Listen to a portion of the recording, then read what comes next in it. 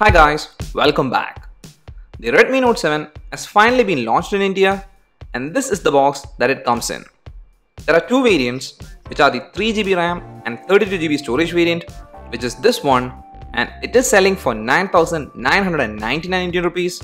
And there is also a 4GB RAM and 64GB storage variant, which is selling for 11,999 Indian rupees.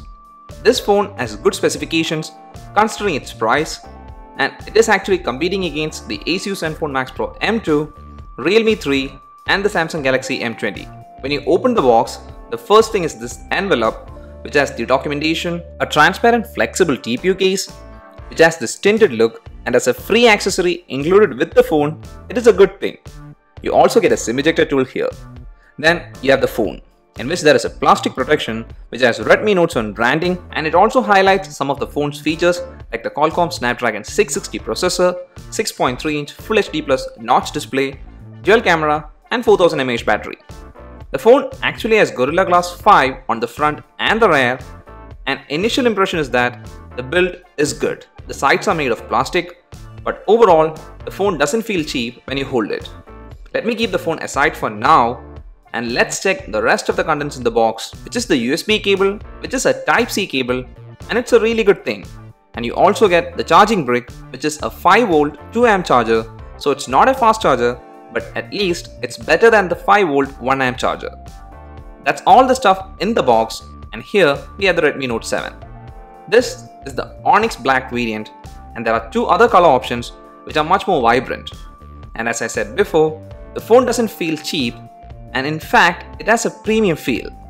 The glass is 2.5D glass, so it has this curve, and then on the right you get the volume rocker and power button, which feels tactile, and they are also made of plastic.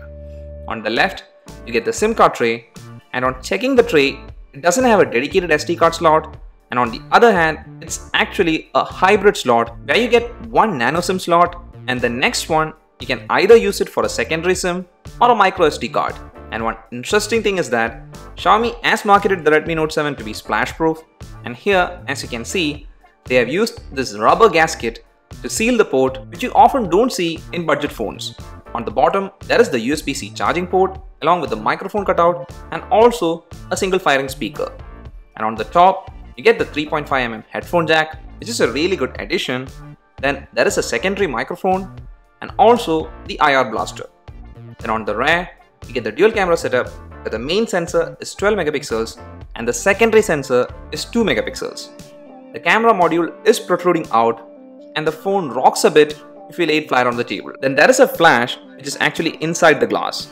You also get the fingerprint scanner here, which is placed ideally and it is not that flushed to the body. And then finally you have the Redmi by Xiaomi branding on the rear in the bottom section. Now the main attraction of the phone is the front, which has a 6.3-inch Full HD Plus dot notch display. It's actually a teardrop notch, which is better than the notch found on the iPhones and Pixels. And the notch area here houses a 13 megapixel front camera, and you also get the earpiece above that. And on the bottom you can see there is a very tiny LED notification light, which is a really good addition. So now let's set up the device. The setup process is pretty straightforward, and while setting up you have the option to add a fingerprint. The setup takes around 5 minutes, and the final step is to choose a theme which can be default or classic.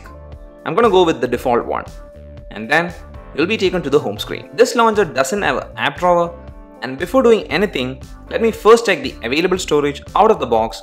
And here as you can see, this is the 3GB RAM variant, which has a storage of 32GB, but the available storage is only 21.79GB. And for the Android version, it's Android 9 Pie, which is a good thing, and the MIUI version is 10.21. This phone by default has some bloatware installed, but you can delete them, so that's not a big issue. But you can't uninstall Mi apps like Notes, Mi Videos, etc. The first impression about this display is that it actually looks really good, so Xiaomi has used a good quality panel and I like it. This phone really feels premium because of this glass back, and even though the sides are plastic, they don't feel cheap. Now since the rear is glass, it attracts fingerprints. Well, you get a case, but it's a transparent case and it also attracts fingerprints, and it's also flimsy on the sides. The processor that powers this phone is the Snapdragon 660, which is an octa-core processor in which there are 4 high-performance cores which are clocked at 2.21 GHz, and there are 4 high-efficiency cores clocked at 1.84 GHz. And for the Geekbench score, the single-core score is 1627 and the multi-core score is 5103. This processor is powerful enough and you won't experience any lags or hiccups. Let me open the camera app and check some of the things like the shutter speed, and it is fast, and even the focusing is also good. Xiaomi claims that the AI feature in the camera will help in scene optimization while capturing photos and also while checking the camera settings. Since I have installed the SD card, I can save photos to the SD card if I want. And for the video recording setting, the maximum resolution available is 1080p 60fps. By default, they have turned on dual camera watermarking, and I'm not a fan of that and I like to turn it off. Before ending the video, one more thing that I noticed is that the fingerprint scanner used here is pretty fast and accurate, and it actually feels much better than the one in the Samsung Galaxy M20. So overall, my first impression about the Redmi Note 7 is pretty positive. I really like the build quality, and for 10,000 Indian rupees, this feels premium. The interface is also smooth, and overall, the Redmi Note 7 is promising.